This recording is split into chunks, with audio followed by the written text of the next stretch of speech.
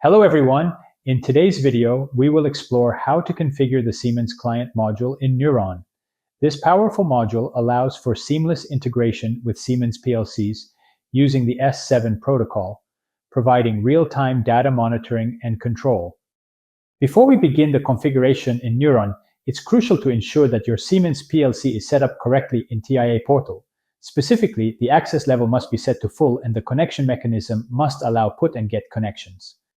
To verify these settings, open your TIA Portal project and navigate to the project tree. Right-click on the PLC device and select Properties. In the Properties window, go to the Protection and Security section. Here, set the access level to full and check the option to allow put and get connections. This ensures that N3uron can communicate effectively with the PLC. Without leaving the Properties window, navigate to the Profinet Interface X1, which is the Ethernet port I will connect to, and note down the IP address used by the PLC.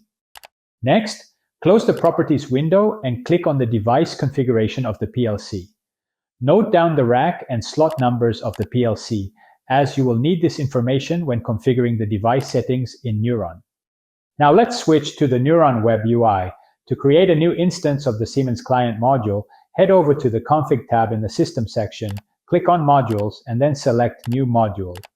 Assign a suitable name to the module instance, such as Siemens Client, and set the module type to Siemens Client. I'll keep the remaining parameters at their default values and save the changes. Once the module is created, locate it in the Explorer panel, click on it, and navigate to the menu in the model header. From there, select New Device.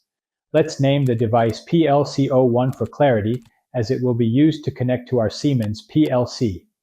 In the settings, I enter the IP address, rack, and slot numbers that I noted down previously.